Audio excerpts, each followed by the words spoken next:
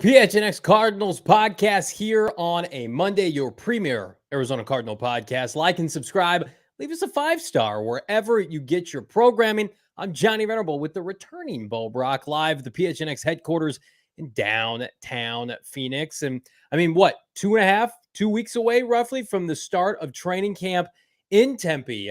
Bo Brack, you'll be there. And I would imagine we've got our sights set on a number of topics and discussion points for this Cardinal offense in particular. And I mean, it's in the show title, one of which is the soon-to-be third-year man out of Purdue, Rondale Moore, and where does he figure in this Drew Petzing offense and with the Cardinals in general, Bo? Yeah, it's kind of a question mark no matter who the coaching staff, no matter who the front office is, because obviously you see the potential in Rondale Moore. You feel like, can you even ask the question, can this coaching staff unlock Rondale Moore? But the biggest question surrounding Moore is his availability, right? His status, game day. Is he going to be on the playing field? Because when he is, he can make an impact. But the biggest issue is he's injured all the time. So yeah, we'll obviously get into that. You know, there was a lot of questions we threw Rondale's way during a Super Bowl Radio Row. We talked to him about his, a couple surgeries, procedures that he had during the offseason to clean up a couple issues had during last season. And then we talked to him, after Jonathan Gannon was hired, and Gannon emphasizing, the training staff and keeping players healthy, because that's such a large part of the equation that previous regime kind of missed out on. Yeah, 100%. I love these comments already. Keep them coming in the chat. Fishbowl Flash ready to start the week off with PHNX Cardinals. Who wouldn't want to start the week off that way? Thank you so much, Fishbowl. Chase, happy Monday, guys.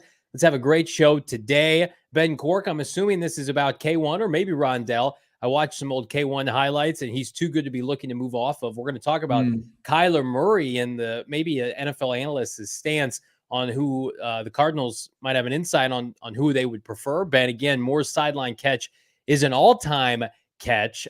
It was great. There's just not enough great with Rondale Moore. And I think... Was that the Vikings game? Was that not the touchdown, but the toe tap he had? Is that what we're talking about there? Yeah, and one against the Niners, too, as a rookie. Remember that one against the sideline? It was just fantastic. It was at that game. Cardinals beat Trey Lance and company and remained undefeated. Moore was a big part of that. I asked Howard Balzer this on Friday at BetMGM, Bo, who he expected to be a breakout player based on training camp. Like, there's always that one fixture during training camp. This guy pops. This guy looks good. This guy's ready for the next step, not only at Cardinal training camp, but throughout the 32 NFL teams. And, 2 years ago, Bo, that was Rondale Moore. Go look up the press clippings and the headlines from the summer of 2021. There was this little speedster, second-round pick out of Purdue, and everybody's like, that's the guy. He's going to be a stud. Just wait and you see Rondale Moore. Frankly, a lot of what we've been saying about Michael Wilson.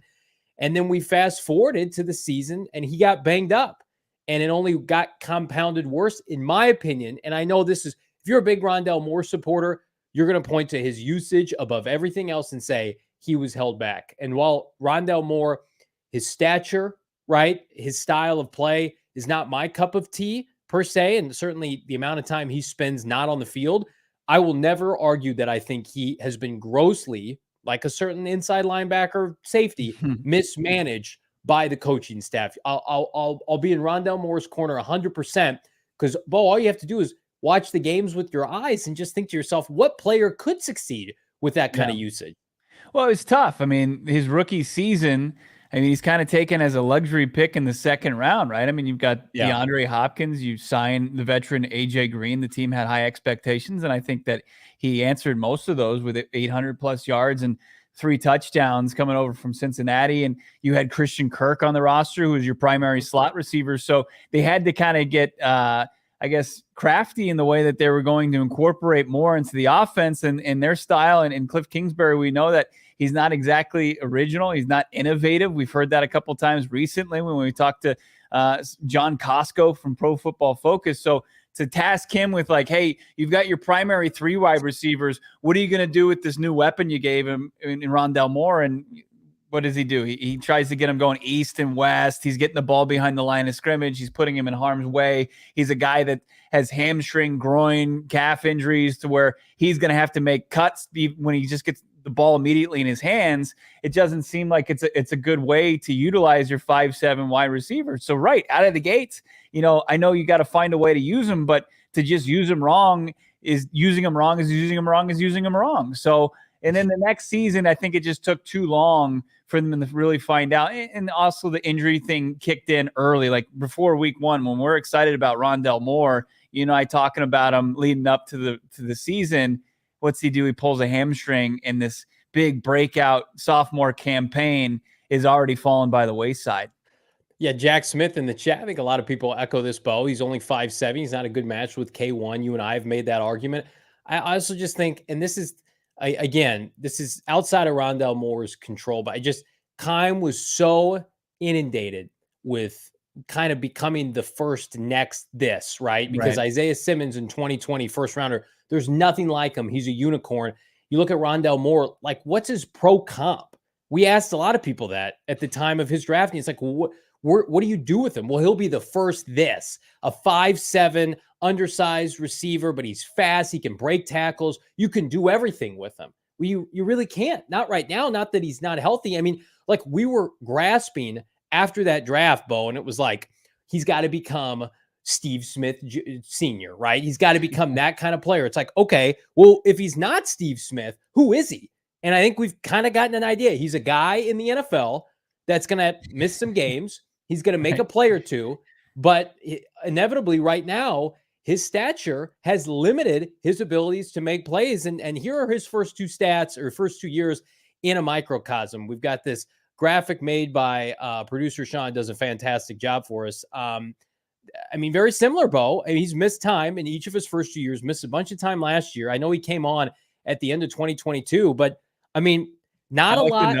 I like the notes at the bottom. This is the thing that stings the most. But carry on. No, I mean, just not a lot of, oh yeah, I can see this, but this. I mean, that first year, it was the lowest yards per catch of any player in like modern NFL history, with so many targets at wide receiver. And it was a joke. His usage year 1 was a joke. It got a little bit better last year, but then he couldn't stay healthy. I mean, you're essentially getting about 900 yards and 2 touchdowns in 2 years with ample opportunities. We're going to talk about opportunities here in a second, but you look at these numbers, Bo, is it misleading, or is this pretty cut and dry in your opinion? My opinion, I mean, it's can't stay healthy. That's the biggest issue. I mean, I thought that he was able to put up decent numbers his rookie year, despite, his usage. And as he said, like, where he was getting the ball, like his average reception and where it was as far as the down and yardage, it was brutal. It was really bad. And then, like, when you bring up the big catch he had, 70+ yards against the Vikings, and the big toe tapping sideline catch that he has, and it's all downfield, and you see these spurts, and it's right there for the coaching staff and the offensive player caller in Cliff Kingsbury to notice, and then not to utilize him that way until, before he gets injured in the second season. It's really, it takes you down as a fan. So, but I think I'll maintain this with a new coaching staff and Drew Petzing now calling the plays. I think that Rondale Moore has the ability to open some eyes. Like, he really does. His athletic ability, it stands out despite his small stature. Like, he's a guy that goes out there and makes plays, and it's undeniable. And if he, like, the big thing, right? Can he stay healthy? If he stays healthy, he's going to have a role on this team. Yeah, I agree with you. Clean slate, right? Everybody's got a clean slate. Here's what Rondale Moore does not have, though. He does not have the parachute or the luxury of being drafted and molded by the prior regime that's still in-house, right? Those people are gone. The people that hand-selected him, Cliff Kingsbury played a part in that. Certainly, that was Steve Keim's draft pick. That Teflon of being able to have roster stability and playing time stability is gone. It got him snaps, meaningful snaps, over guys like Greg Dortch last year, which bothered me. Right. Mm-hmm. It shouldn't have. Greg Dortch, after the start he had to the season, should not have been shown the sideline, October, November. He just shouldn't. And I know Rondale had a couple nice games at the end of the year. Greg Dortch should have been able to build off of that. And he wasn't. And that's an indictment on Cliff Kingsbury and Steve Keim. That's gone now. So while everybody's at a clean slate, Bo Brack, it does feel like one slip up here, you're in the training room, you're at the bottom of the depth chart. This, if they've shown you anything with their moves this offseason, this new regime has no alliance to anybody that was not acquired this spring. And that includes Rondale Moore. It doesn't matter you were a 2nd-round pick or a 7th-round pick or a 1st-round pick or whomever. So I do think the question should be, like, is this a make or break season for Rondale Moore in Arizona for his future? because again, like he doesn't make a ton of money, but just Mhm. opportunities are going to be limited. This is an offense now that wants to go bigger and more physical. So if you don't emulate those entities, you better stand out in other ways. What does Greg Dortch Right. do? Yak consistently separates, says everything you want, plays special teams, returns kickoffs. Okay, I got 6 places I can put Greg Dortch.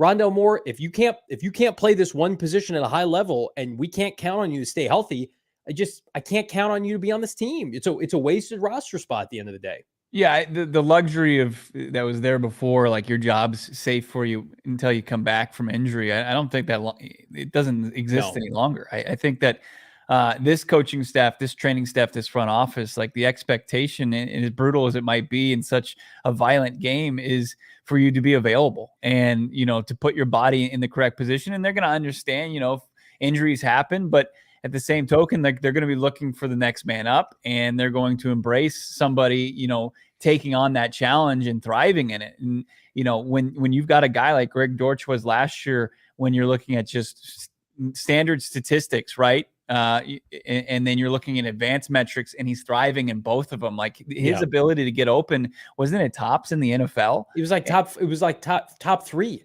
And then he was just a placeholder for Rondale Moore, because Cliff Kingsbury and Steve Keim were sitting there making the decisions and say, hey, this was our guy. And we invested. We took him in the second round.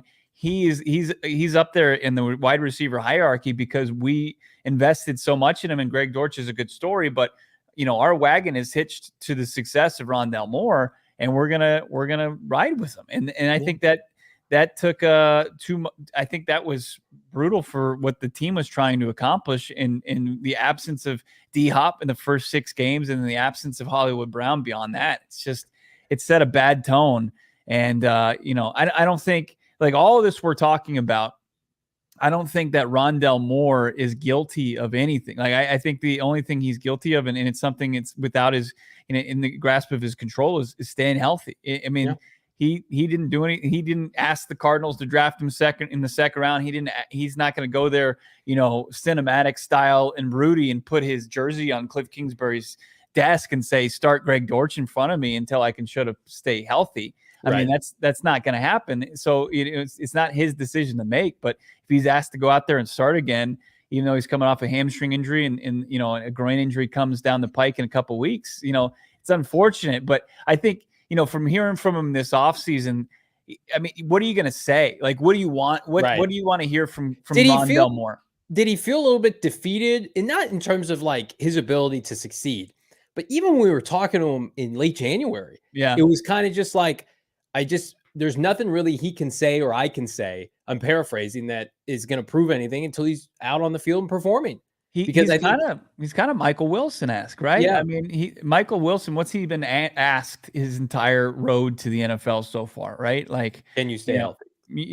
How did you, your third round pick, you're popping in mini camp, but are you like appreciative of this? And what do you think could have happened if you stayed healthy? And all these questions about his health, right? And Rondale Moore went through that coming out of Purdue. Like, he was injured back in college. He didn't have a healthy season since 2018. So I think Rondale Moore at this point, when we talked to him on Radio Row downtown Phoenix, and then when I talked to him again at a press conference, in April or May, it was just like, I think he's even like, we'll see, it's a different training staff, different style. They're approaching it differently. But, I've been dealing with this, from the Purdue training staff to last year's, the previous training staff to this one. It's, I'm sure he's skeptical until he just as we are, until he stays healthy for a long, consistent amount of time. Yeah, Victor in the chat, I want to address this. So if he's injured, do you think he gets outright cut, or do you think they'll try and get something via trade, or try to get something for him? I mean, if he's on this current path that he's on right now, he's not, and this is going to sound harsh, he's not worth anything.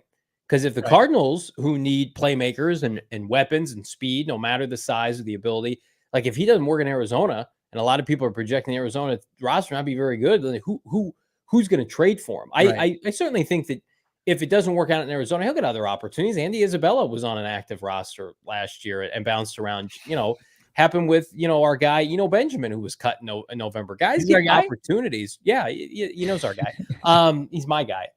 So his career's not over, but I think value is in the eye of the beholder, and you've got to be able to behold something. There's nothing to behold with Rondale Moore other than an inability to stay healthy. I mean, we just speculated all offseason that, you could get a draft pick or several for DeAndre Hopkins, and that didn't come to fruition. And while Rondale Moore's not, making a bunch of money, a team is not going to trade, I don't think, a pick for Rondale Moore if this continues. Now, if he let's say he has like 700-800 yards this year and really looks like he's coming on, well, at that point, you probably don't trade him. You got a year left in his contract. You see if it can come to fruition. It just feels like to me, with the kind of ball that they want to play, I think his options are going to be limited. I could be wrong, but I feel like they're going to lean more into the guys who can make plays and stay healthy on the field, like a Greg Dortch, and the bigger players like Michael Wilson, Hollywood Brown's making more money. He's a couple inches taller. He's more proven. I hope Rondale Moore proves me and everybody else wrong, but it does feel like right now I put it in the show title. He's an afterthought. He's an absolute afterthought, to where everybody and their mom last year, breakout player, watch out for him. And to your point, Bo, we were drinking the Kool-Aid. And then it just, that injury right before the season opener just set the tone for the whole year. And not only that, what it does is, and I'll get off my soapbox after this, but what it does is his skill set is so unique that when you put him in a game plan over the course of 5 days in preparation for Sunday, and then it abruptly goes up in flames, like there's not another Rondale Moore that you can just put in and say, okay, do that, right? So inevitably, unless you're getting production and most importantly, assurance that he's going to be healthy on Sundays, it just torpedoes your opportunities. It torpedoes what you want to do, especially under Kingsbury, because he had his little kind of devilish mindset of, I'm going to do this, this, and this with Rondale Moore. And then that went up in a flash because he wasn't available. And then we got more of the ineptitude that was the offense under Cliff. Yeah, when you look at what his usage could potentially be, I think, Michael Wilson said this much, and he's a rookie, so take this with a grain of salt, but he learned basically every route on the route tree, right? He was playing Z, he was playing X, he was playing F. He was doing a lot of what I think probably guys like Rondale Moore, guys like Greg Dortch, guys like Zach Pascal, they're probably asked a similar thing, to where if the opportunity arises, that these guys are primed and ready to go, to where, last year it was like Rondale Moore is going to be our slot receiver, and that's what he's going to thrive as. And then when hamstring pulls on the practice field, leading up to the Chiefs game, they just go, oh shit, well, what do we do now? I don't think that that's going to be the case with this, because there's such an emphasis on keeping the defense on its toes, and the defense not knowing exactly what's coming to them from the offense, and creating such conflict, like who's going to be lined up at what wide receiver positions. There's going to be trends, right? There's going to be trends where Hollywood's going to be the X, or he's going to be the Z, and Michael Wilson's going to primarily run this route, and Rondale Moore's probably going to be your slot. But, they're going to try to create unique looks that's going to keep that defense on their toes, so they don't know what's coming at them. And, Rondale Moore is going to be a part of that equation, but like last year, he's not going to be a primary focus from an offensive play calling standpoint. Yeah, 100%. And again, I feel like I'm knocking this guy. He's only 23 years old. I mean, he's young. He's got a lot of mileage on his body, though. We've said this time and time again. He hasn't been healthy since 2018. His freshman year at Purdue. Remember when he was drafted? They kept showing highlights from his freshman year. He beat Ohio State by himself that day. It's like, that's awesome. That was years and years ago, right? And he hasn't been able to sustain it. And the competition is only, 10 times better in the NFL, if not more so. How is he going to be expected to then carry it through? I mean, it was one of the biggest questions I had about Michael Wilson when they drafted him, but you do more of a deep dive into Michael Wilson, and it was less soft tissue and more like freak injury, broken, clavicle, that kind of thing. But what if he breaks a finger in camp? And it's like, I mean, the same conversation. We're having the same conversation about, Michael Wilson. Luckily, it's a late third-round pick, not a second-round pick. Right. So, and can we bring that graphic back up, producer Jacob? Because we didn't get down to the bottom of this. We broke down his first and second year stats, where they're very similar, right? 54 catches, 41 catches, 435 yardage, 414 yards per catch. Went up by almost 2 yards last year from 8 to 10. And then one single touchdown. But then there's the old notable players drafted after Moore, and it's Pat Freiermuth, who's on the top all under 25 team, Nick Bolton, who's also on that team. And so was, all-world center for the Kansas City Chiefs, Creed Humphreys, that this fan base was pounding the table for. It just made all the sense in the world. Wasn't he a Oklahoma product? Just coupled back up with Kyler Murray. It just seems like it was destined to happen. And no, they decide to pivot, and they take the undersized, oft-injured wide receiver out of Purdue, Rondale Moore. It's just Keim, poor guy, just could not help himself. I don't feel bad for him. April. Just make the easy pick. Just take it. That's why. Look at what he did. Take him. Look what the Cardinals did this year, and why it's so refreshing, and why we continue to slobber over Monti Ossenfort. Ossenfort hasn't proven a damn thing, but what did he do? Blue chip left tackle from Ohio State, edge rusher, big physical kid out of the SEC, LSU. It's just like Keim's like tweener, undersized. Yeah. I like Purdue, the university. It's Charlie right? Day. Wild card, baby. Wild card. He's in the draft room. Wild card, baby. And he's like, oh, we're going to get the center out of Oklahoma. Let's do it. Let's put in the card. Let's make it happen. He's like, nah. Check what I got up my sleeve here. Taking the wide receiver out of Purdue that people haven't heard of since 2018. Stevie, baby. It's 2021. He hasn't been productive since 2018. It's like Steve, that draft when he was remote because of the pandemic, and he's doing his draft on a Tupperware in his kitchen on his laptop, and he's just fiending over YouTube clips of these guys, but it doesn't make a great football player. It's frustrating. And I'm again, you made a great point. It's not Rondale Moore's fault that Steve Keim took him there. But it's a question we have to ask now. And I'm going to tell you right now, this isn't Monti Ossenfort or Jonathan Gannon's problem. I know definitively, like Michael Bidwell did not hire these people to say, we'll make my prior groceries work, even though most of them are expired, right? Just go get your own groceries, and whatever you can salvage, let's put it in the stew. But if not, it might have to go in the dumpster. Might have to be sent off to somebody else to recompost. I don't know. Not a great analogy, but I hope they can make it work. I'll tell you right now, though, that's a nightmare. That's a nightmare stew. What you made. I don't even want to begin to think of what it smells like, what it tastes like. It's a nightmare. It's real bad. I'm gonna tell you right now, though, I have more confidence that Rondale Moore is going to work this year than Isaiah Simmons, because I think Rondale Moore is going to be given more opportunities because of the receiving core. Because Michael Wilson's a rookie. We all want to anoint him. I do too. He's not played in the NFL, right? Hollywood Brown was injured last year. He's going to be the number one receiver. And then it's just like, okay, go out there and make plays. The secondary right now, and Budda Baker and Jalen Thompson play safety, Isaiah. You're not starting over those two guys, presumably, because your White's playing inside backer. I don't know. I meant to say Tupperware. Sometimes I say Tupperware. Whatever. We're having a good time. On a Monday here at PHNX Cardinals. Great to have Bo back. We missed you, Bo, at the BetMGM Sportsbook at the Great Lawn at State Farm Stadium on Friday night. Howard Balzer and I holding it down, but there are going to be many more opportunities to hang out at BetMGM, because every single football Sunday this fall, myself, Bo Brack, the entire PHNX Cardinals crew, we're going to be hanging out at the Sportsbook among Sportsbooks, BetMGM at the Great Lawn at State Farm Stadium. It's just like I can reach out and touch the stadium. I could reach out and give Rondale Moore a high five when he takes the field after a lengthy visit with the trainer, and we're all having a good time there. It's a great time. With all seriousness, if you haven't signed up yet with the BetMGM Sportsbook app, what are you doing? This is the stuff that golfers dream are made of. You and three guests could be teeing off at one of the most legendary courses if you rank in the top of our PGA 3-ball challenge. What is that? We'll take a swing at this free-to-play challenge by revealing your roster of golfers for each week's tournament. Robust golf season is here with PGA, and you can make money with BetMGM. The best players with the best performing golfers will snag awesome weekly prizes and also be entered for a shot to win the end of the season grand prize, a foursome at TPS Sawgrass.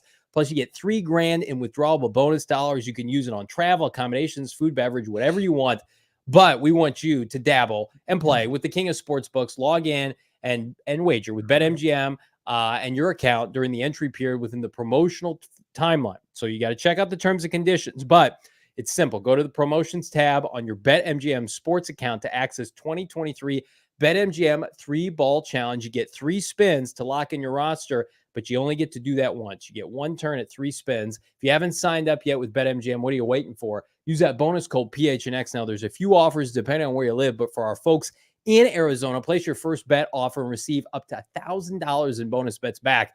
If it loses with BetMGM, you're a winner. Again, make sure you use that bonus code PHNX. Check out the show notes for full details, and now listen to our guy Shane Diefenbach talk about it in the disclaimer. Disclaimer, 21 plus to wager. Visit BetMGM.com for terms and conditions. U.S. promotional offers not available in Washington, D.C., Mississippi, Nevada, New York, and Ontario. Gambling problem? Call 1-800-GAMBLER. Colorado, D.C., Illinois, Indiana, Louisiana, Maryland, Mississippi, New Jersey, Ohio, Pennsylvania, Tennessee, Virginia, West Virginia, Wyoming. Call 877-8-HOPE-NY or text HOPE-NY 467-369, New York. Call 1-800-NEXT-STEP, Arizona. 1-800-522-4700, Kansas, Nevada. 1-800-327-5050, Massachusetts. 1-800-BETS-OFF, Iowa. 1-800-270-7117 for confidential help, Michigan. There's the Home Run Derby tonight. You can get some great odds on that event. Plus, you got the All-Star Game tomorrow. Great place to go watch that game. Take it in. Of course, Four Peaks. We love Four Peaks. You love Four Peaks. You know all about it because it's been in our great state of Arizona since, over 25 years. It's been going strong since the Diamondbacks in 1998. It's woven within the fabric of our great state. Go check them out. Go check out all those great sporting events on their TVs.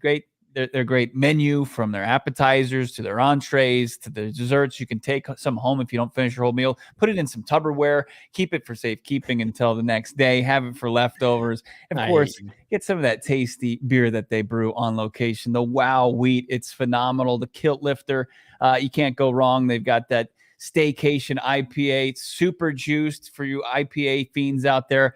They're going to have something for you. Plus, they've got the barrel age selection, which is so smooth. Got to try it out for yourself over at the 8th Street location in Tempe. But of course, follow them online on your social medias as well, at Four Peaks Pub, at Four Peaks Brew. Check out their event calendar as well. They always got something going on.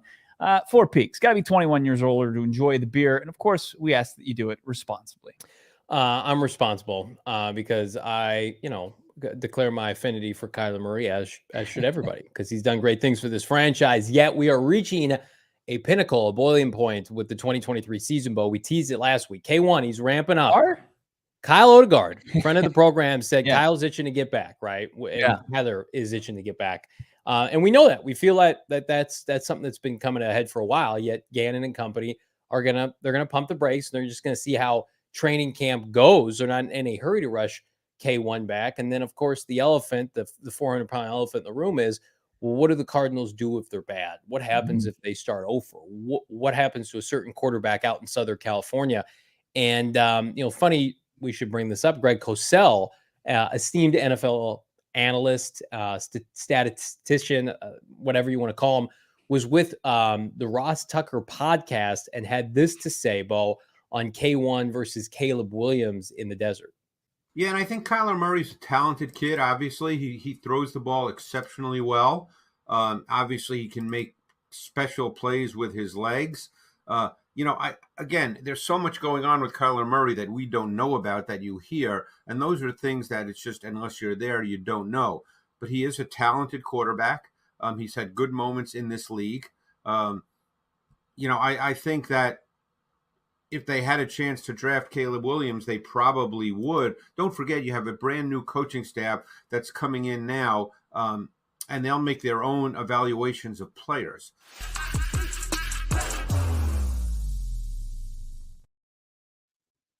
It's not much to what Cosell said. I mean, his evaluation of Kyler Murray is like, I think he's good. It's like when your parents are talking about kids in your friend group, he's like, hey, he's a good kid. I think from what I've heard, he's a good kid. He's a good egg. I don't know what goes on in that house. I think I respect Cosell. I think he does a really good job of breaking down X's and O's. He's phenomenal during the season and breaking down plays and really taking you inside the huddle and showing you how things materialize. And as far as his evaluations of draft picks and players post-draft and how they acclimate to the NFL, he's a guy that I think, and somebody can correct me if I'm wrong, but I remember Cosell saying maybe in year 3 of Kyler, he didn't see too much of a difference between year 3 Kyler, and this is when Kyler was solid, in his rookie year. And I completely disagree with that. And I'll take with a grain of salt his evaluation of Murray. I think that with the conversation about Caleb Williams versus Kyler Murray is like, Kyler Murray has obviously a ton to prove. And if Kyler Murray can kind of remove any doubt that's been created over the last year and a half, he'll do himself a huge service if he wants to stay in the desert and continue to like play out this contract. Like if he goes out and he returns to prominence and he returns to the player that we saw pre-injury or even before that, because he was struggling under Cliff Kingsbury's offense in 2022, you know, I think that it makes the Cardinals' job easier, but I also think that that's going to also translate to games that they win. So like, is it the Texans pick? This conversation all becomes moot if the Arizona Cardinals don't have the number 1 pick, whether it's their pick or the Texans pick. But since they have 2 lottery tickets for that, you know, they're going to be in that conversation. And I can't say like it's this conversation should be so much an indictment on Kyler Murray as it should be a kind of a testament to the type of prospect that Caleb Williams is. I think it's both, and I think it's frankly uneducated media members that go through their Arizona Cardinal Kyler Murray checklist of Kyler's got stuff going on, right? And the team's bad, and who's the quarterback? Oh, they do have these picks, so let's check those boxes. Let's connect those two. All-Star games going on. Is baseball still a thing with him? Yeah, let's get it. For sure. Oh, he's overpaid, right? The contract's not going well. It's all those and above, right? And he's not healthy, right? They could pivot off of him. It's Kyler bingo. I where he got his endpoint, I do put credence to. He's right. I mean, the Cardinals, if they have the first overall pick, I think they will take Caleb Williams. But we have a long way to go before that happens. It's something you and I have been adamant for 2-3 months, and we'll continue to harp on unless new information arises. I feel like, though, how they get to that point is going to be one of the more fascinating aspects of the season, right? To your point, do they get the first overall pick through their own? Does Kyler play? Does he look good? Does he not? What's Houston do? But like the rationale that Greg Cosell had to back it up, I didn't buy. It's like if you cheated on your homework, right, and they ask you to show your work, you just scribble down. Like if I'm looking at my buddy's, I would say Scantron. If I'm looking at my buddy's test and I copy the answer, I get the answer right, but I have to give a rationale of how I got that answer. It would be chicken scratch. I wouldn't be able to give everybody would know I'm full of shit. It's a bunch of BS. And that's what Cosell basically said. He's just, there's stuff going on there. We hear things. No, Greg, you're pulling things that you hear from national outlets that don't like Kyler Murray, that have an agenda against Kyler Murray based on the fact that, Patrick Peterson said something about him on a podcast, or that, Cliff Kingsbury or Steve Keim ripped him privately just because it would help their own narrative or their own jobs. But for me, it's like Kyler Murray, again, has accomplished more, in my opinion, than any homegrown quarterback for this franchise. I know, Michael in the chat, I'll be in on K1 when he wins a playoff game. I know Jake Plummer won a playoff game. I know that we all saw with our eyes, right? Daniel Jones. Yeah, right. One playoff win does not make a great quarterback. I think Kyler Murray has shown, and to Greg's point, he admitted this, he's had some really stellar play, like MVP level play, top end stuff, right? And we feel like he can get back to that. We feel like the people that are involved now want to support. We know it. Gannon's all in with K1. But everybody has a plan until they get punched in the mouth, right? And then if Cardinals get punched in the mouth this season, they're going to have to reassess whether or not it's in their best interest to take Kyler Murray and bring him back in 2024, or to take a quarterback that a lot of people feel like, it's ironic. Andrew Luck, I think, is up for the Hall of Fame this year.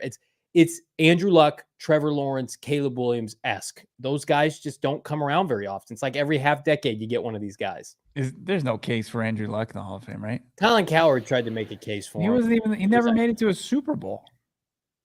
I think his comment. Did he ever win an MVP? Sayers was good for 4 years. Wow. Well, here's what I will say. Colin made a good point about taking a franchise that otherwise would have been terrible. It's the same thing I would say about Kyler Murray. Kyler Murray had Cliff Kingsbury.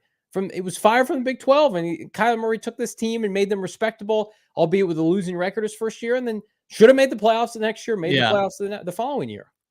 Tomorrow is going to be another, Tank Tuesday. We're going to celebrate all things tank, the fun parts of tanking, like obviously mock drafts and projecting who the Arizona Cardinals could kickstart this rebuild with, right? Yeah. And that's all fun and all well and good, right? But what you bring up is, at the end of a brutal season, and we can see some things that are going to be fantastic from the new coaching staff, fantastic from the new front office. But regardless, if they go 3-14, if they go 2-15, that's going to be brutal. That's going to be brutal. 17 weeks of getting your ass kicked, essentially. Like at the other end of that, like you're right. I mean, there's going to be some tough evaluations and serious conversations from the decision makers of this team to make sure it doesn't happen again. Like, okay, well, we got better in this department, and this was, where we were successful, where the 4-13 team from the previous season was, and we can see the light at the end of the tunnel.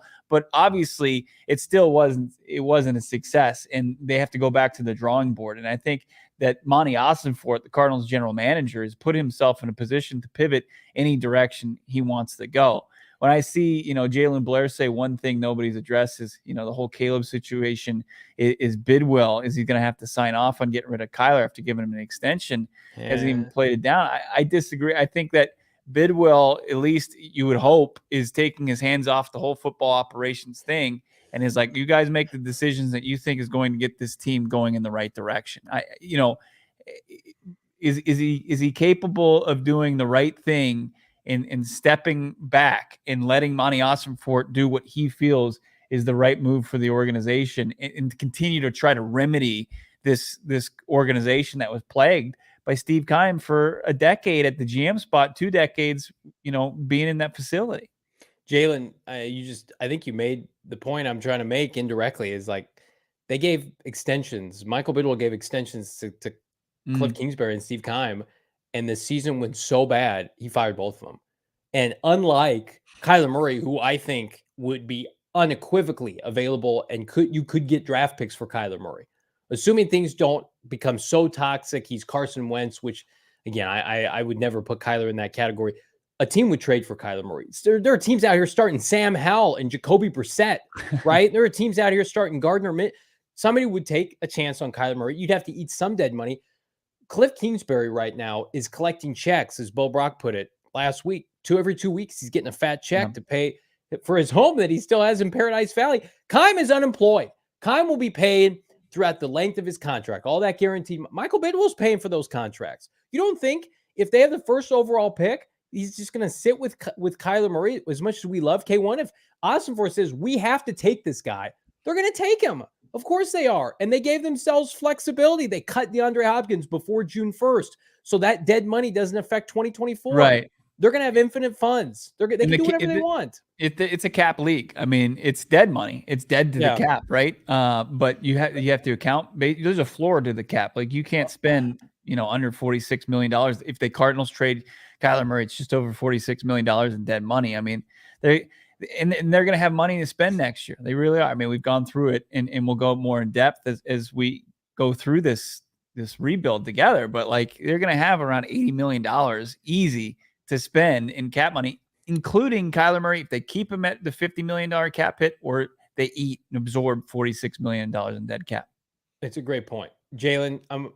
Everybody in the chat who would doubt Michael Bidwell trading Kyler Murray. Steve Keim was his best friend. They've been together in the organization for 25 years, and it took a lot. It took a Herculean effort to get him fired, right? We didn't know until that final game against the Niners, like, could it really happen? And then it happened, right? Right. Michael Bidwell did not want to pay Kyler Murray and put that clause into his contract in hopes that everybody would say, this is too embarrassing. We'll just go year to year. Michael Bidwell didn't want to commit big money to Kyler Murray. And if things go south this year, I hope it works out. But if things go south, you don't think Michael Bidwell would pivot off of Kyler Murray? Of course he would. You think his relationship with Kyler Murray, I would say is just, I don't even know what to quantify it. It's fine. That's fine. That's it. I get the skepticism though. I mean, I really do. I mean, after how things have gone down, but I mean, just looking at how they got here, and it seems like, Bidwell's doing the right thing so far, and it's been less than a calendar year. But what you brought up there, as far as the contract and the addendum that was put in it, like, you see it as he didn't want to pay him, where I see it as like he wanted to put his stamp on the quarterback contract that nobody put on there. Weren't we told by somebody in Indianapolis that they tried to get the Cardinals? Here's the thing.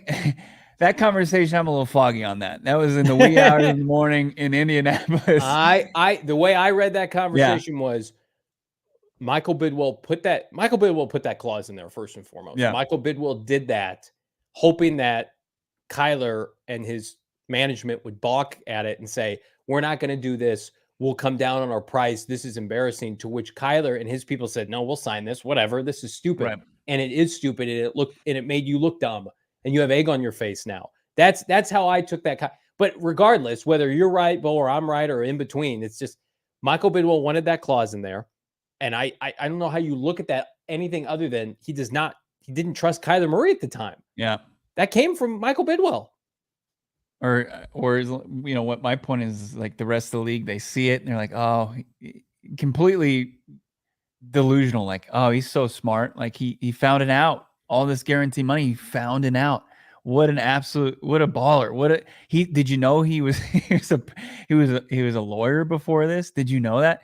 Like, I just think like he was trying to put his stamp on, something that historically just goes in favor of the player. And is like, you applaud the agents for making those deals, where the organization would be applauded for, look at what they did. Can you believe the foresight of this guy? Can you believe this guy? I don't know, but it's probably more in line with what you're saying. Could you believe when that happened, and then you fast forward like 18 months later, all of them could be gone? Could you even fathom that? Now the Keim and Cliff stuff was ridiculous when they got extended, but it didn't prove that they were bulletproof or couldn't be let go. Of course they could. Kyler Murray, I believe, gives this team the best chance to win moving forward. But I also believe he's year to year with this franchise. You can't say definitively that he's going to be around past this year until we see how this year plays out. And I think that's why you've got Greg Cosell and everybody else saying, just wait and see. If the Cardinals are terrible and they get that first overall pick, everything's on the table.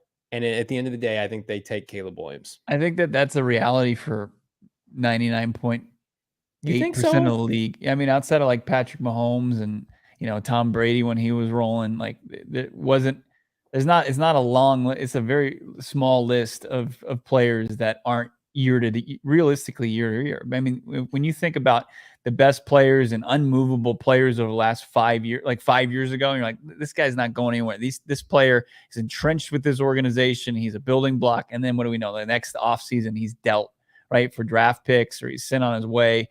And teams are absorbing dead money. I mean, it's just, that's how the NFL goes. And I think Kyler Murray can do it and get himself back in the good graces of his organization, of his fan base. And like, to what you were talking about it isn't crazy that the team bet on Cliff and they bet on Keim, and they knew, and Cliff even said this on his interview with Pat McAfee after he got his extension about Kyler Murray, is his wagon is essentially hitched to Kyler Murray, and he knows that the success of Kyler Murray, his success is based on Kyler Murray, and that him and Keim were going to be fired if they couldn't find a way forward with Kyler Murray, and then that they were fired anyway. Like, they couldn't find a way. They created such the negotiation one from the organization between them and their franchise quarterback went so far south, was so bad, and the mudslinging was so brutal that they couldn't really they put Kyler in such a bad light. It's a 101 of how not to treat a franchise caliber player. No, I'll tell you right now, you'll never be treated at Circle K like that, because they've got the best snack, beer, coffee, premium gas, and not a premium price. It's other like gas stations, maybe they might. The other gas stations may put an addendum in your contract, but not Circle K. In all seriousness, loaded up on Circle K snacks over the weekend. I've enjoyed the weather. Triple digits don't bother me because I'm always hydrated. Thanks to my friends at Circle K. We're so excited here at PHNX to partner with Circle K. And make sure, if you're not missing out, check out the SMS Subscriber Club. And you might be thinking to yourself, what's that, Johnny? Well, all you have to do is text PHNX to 31310. They're going to hook you up with a 32-ounce Polar Pop for free. Buy one, get one style. I was repping this weekend. I dabbled a little bit. I got an unsweetened iced tea, and then I got something with caffeine and sugar. I'm not going to say what it was. I was naughty, but I was hanging out at Circle K, and they were cool with it. Head to circlek.com/store-locator to find Circle K's nearest to you, Bo. You won't tell us what sugary soft drink you were indulging in? Oh man, I don't really. You know what? It was a Diet Coke, and I'm not sorry about it. It was a Diet Coke, which supposedly are worse than Cokes, but it was glorious. Why are you like, what happened like in your upbringing where you're so shamed on drinking a soda? Like because everybody says soda's terrible, plus diet's worse than regular. Isn't that true? I mean, yeah, sure, I guess. I'm not going to soda shame anybody on this show. If they want to have a nice, cold, refreshing Polar Pop, they should, right? And obviously, do anything within reason. I need to be. I don't want you to go guzzle. Even though Polar Pops are a great price at Circle K, I don't want you to go guzzle as many Polar Pops as possible. But Coney in the chat, currently in Circle K, getting that poppin', pop. But I mean, speaking of which, I went to a different gas station over the weekend because there was not a Circle K within sight, unfortunately, and they did shame me. They did. Oh. And it was unfortunate, but Circle K, they don't treat you like that. They don't say that you play too many video games, you don't read your playbook. They actually say thanks for coming and enjoy your Polar Pop. Undersized. I go shopping there. They're like, John, you're a big boy. And thank you, Circle K. Also, it would compliment my Shady Rays that I was sporting all weekend long up there in the mountains, but not a whole lot of shade up there. And my eyes, they were under attack, but no longer because I had my Shady Rays on my face. So did my son. So did my wife. Took advantage of the best deal of the season, getting 50% off 2 or more pairs of premium polarized shades. It's a world-class product. People that we were hanging out with, what do you got? What are you wearing? I don't recognize it. They're Shady Rays. They're not, your boutique brand of sunglasses. They're actually legit ones. You can get them online, or you can check out the store locations. We've got the brand new one up Kierland Commons up in North Scottsdale. See all of their great sunglasses right there in person. Try them on for yourself. And exclusive for our listeners, we're giving away the best deal of that season. ShadyRays.com. Use that code PHNX. Get 50% off 2 or more pairs of polarized sunglasses. That's the code PHNX for 50% off 2 or more pairs of polarized sunglasses. Find out what people are giving a 5-star review. More than 250,000 people have given a 5-star review, and you'll be next because you're going to love these Shady Rays. You get it at ShadyRays.com. So Bleacher Report may want to stick to the bleachers after this recent article here. I don't know if you guys saw this or not. Alex Ballantyne, who's not going to be my Valentine this year, put together a piece saying predicting every NFL team's biggest bust of 2023. Only I get to pick the busts around here. He went every team, so it's not specific to our Redbirds here.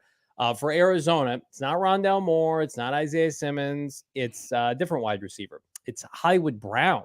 Bleacher Report's Alex Ballantyne saying that Hollywood Brown, amongst all of the candidates for Arizona, is going to be their biggest bust, and basically goes on to say it was a mistake to give him a first-round pick, didn't match the productivity you would have hoped, blah, blah, blah. I would argue he's probably hampered by quarterback play last year and inconsistent playbook. But, I mean, Hollywood Brown, the Cardinals have a lot of problems, Brock. Hollywood Brown, in my opinion, ain't one of them.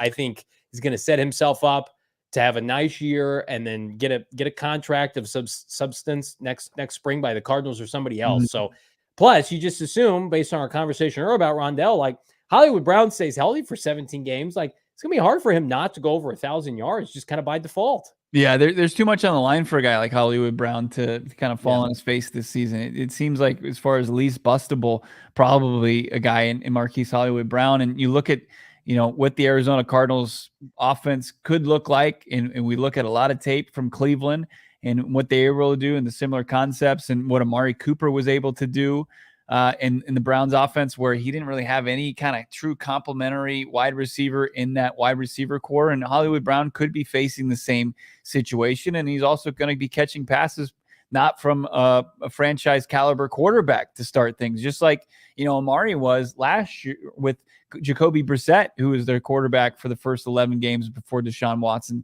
showed up. And, what Petzing's offense and what the Browns did, was it John Costco from PFF that told us, like, they were top 5 in receivers in their ability to get open in the NFL. Yeah. And Hollywood Brown's going to have a lot of wide open space. And if what we've seen Hollywood Brown's career, professionally or collegiately, where he's got some wide open spaces, quarterbacks find him and get him the ball, and he makes big plays. I just don't think – I think he could have a fine season. Would that be considered a bust? No, but not by any means. I think he's one of the least bustable players on this team.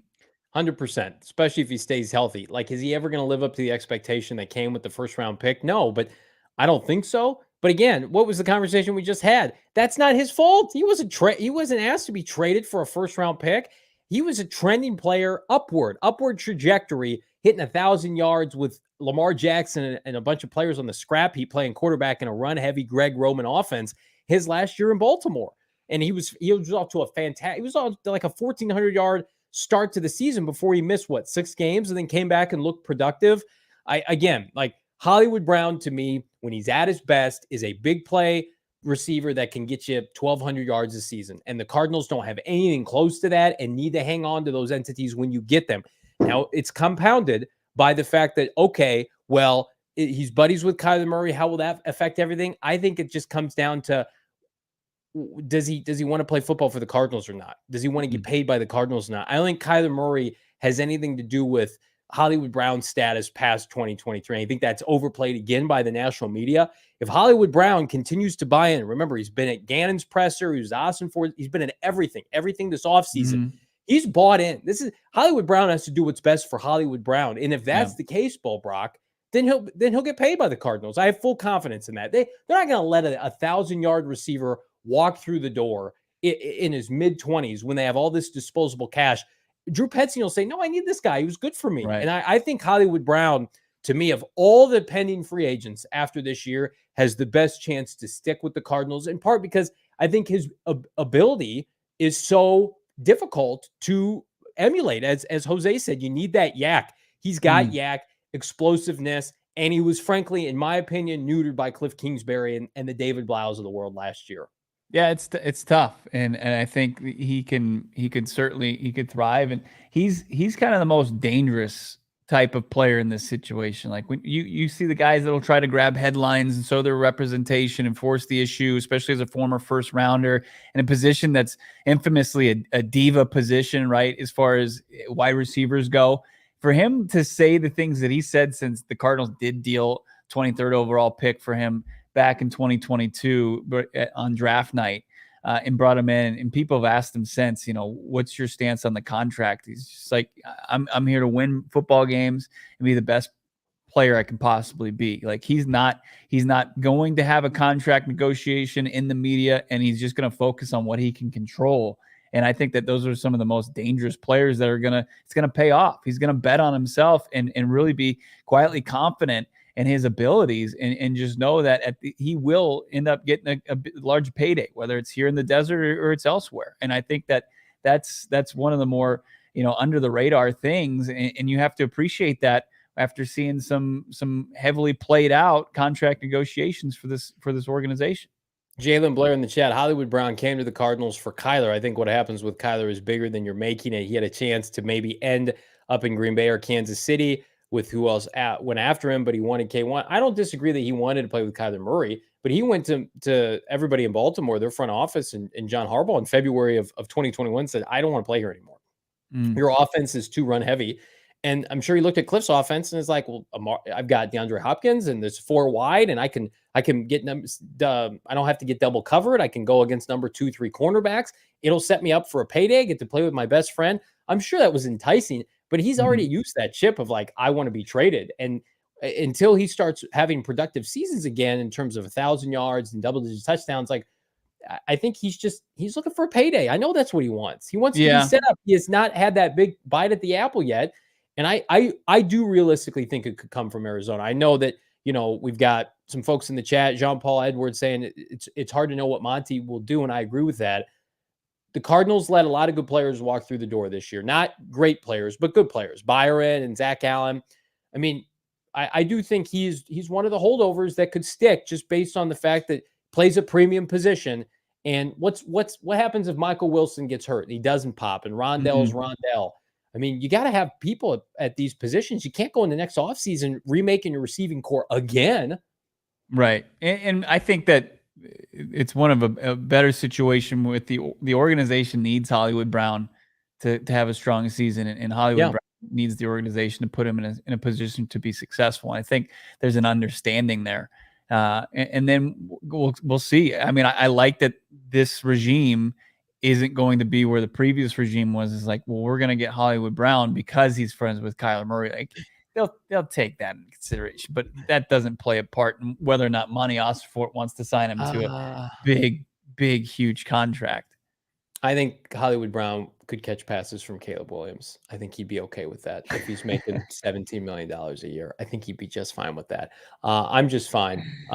Not catching passes, but catching taco bowls from my friends at Illegal Pete's, Bo Brock. Happy hour specials on the regular. This episode of PHNX Cardinals is brought to you by our friends at Illegal Pete's. One of my favorite parts, Bo Brock, of moving to the East Valley is I get to dine at Illegal Pete's on the reg. It's patio season, which means patio beers. Hello. Best margarita, hands down, that I've had since I've been in Arizona. They've got, again, bowls, tacos, salads, burritos, nachos, whatever you want. Happy hour, 3 to 8 p.m. daily. Every day, you're going to be hooked up with those premium apps and meals at not a premium price, 3 to 8. And kick off your week with Margarita Monday at Illegal Pete's. Exclusive, though, to the Arizona locations. How about this? $3 margs all day, every Monday. That's today. Make sure you got a designated driver. Those things are great, but they are deadly. Nothing brightens up that Monday mood. Not deadly. More, yeah, in the best possible way. Monday mood, soaking up that sun with a few margs. And don't forget about Taco Tuesdays, $2 tacos every single Tuesday. Enjoy your favorite chicken, pork, and veggie tacos for just $2. Swing by and start your week off right. In all seriousness, we've had so many great outings at Illegal Pete's. One of my favorite places to just get a big bowl of chips, big bowl of nachos, watch a sporting event, have a margarita. They've got so many to pick from. It's one of my new favorite fixtures in the Valley since I've moved here. Yeah, it's great. Head over there, get a couple margs tonight. Obviously, not where you're knocking on death's door. Drink responsibly in any situation. You ever heard that term? Especially when they're mixed up like that. I mean, Illegal Pete's knows their way around a margarita. It's fantastic. And then Taco Tuesday. It's cliche everywhere else, but they do it right over Illegal Pete's. Check out all their Valley locations. We love them, and it's the best way to start your week, no doubt about it. So is every day of the week is a great time to go check out gophnx.com. Become a diehard today.